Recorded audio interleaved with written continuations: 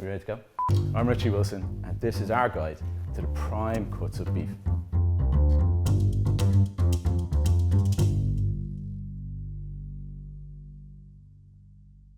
My biggest love is the ribeye steak. It's number one on my hit list.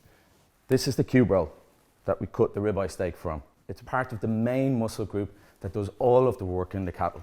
And that's why it's so well marbled, and that's why it's got so much flavour going through it. For a ribeye steak, we need it to be big. A good 10, 12 ounces is what we're after. So, a nice, thick cut steak straight through the middle. This is what I'm after. This wonderful marbling that's going through the meat shows that the cattle very slowly put that weight on. It means that when we're cooking it, it's going to break down the fibres very nicely for us and add flavour as all of that fat is cooking through. This one's my favourite. Next up, this one generally considered to be the best of both worlds.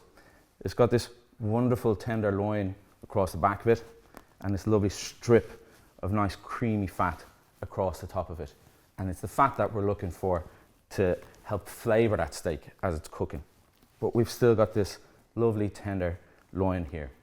This one can be a little bit confusing when you go to buy it. When you order a sirloin steak in a restaurant, this is what you're going to get. When you order a sirloin steak in a butcher, you're probably going to get strip loin. If you order a strip loin in the butcher, you're probably going to get rump. So we have to be a little bit cautious. Really what we're looking for is to make sure that we get this small strip of fat across the top and this lovely big eye of a loin across here. This one, in general, we cut to about 8 ounces in a restaurant, which is about this size. So what I love about this steak is if we let it sit on the pan with the fat side down, it starts to melt, starts to render down, adding the flavour all the way through that steak. So, next up,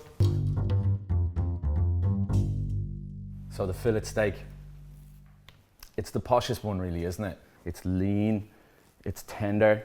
It remains tender because this is the steak that does the least amount of work on the animal. But it does give way a little bit to flavour because of that lack of fat, and the fat is what makes up all the flavour in a steak.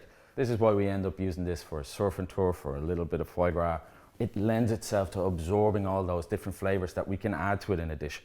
Normally in a restaurant, 6 or 10 ounces would start at the Chateaubriand end of it, finish at the filet mignon end of it, but really what we want is this centre cut fillet steak.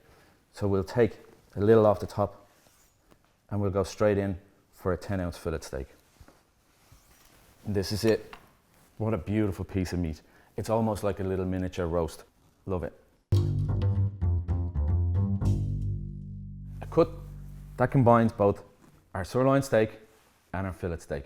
It is, of course, the Tbone. What a beautiful piece of meat. It's got the bone that adds the flavour as it's cooking.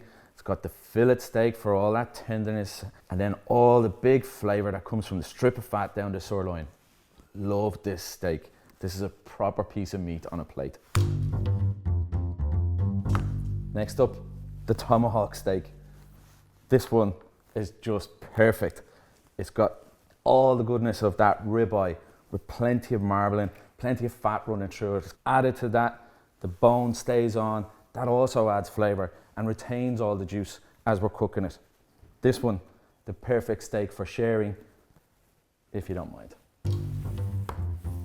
And that's it, my guide to the prime cuts of beef. I hope you learned something.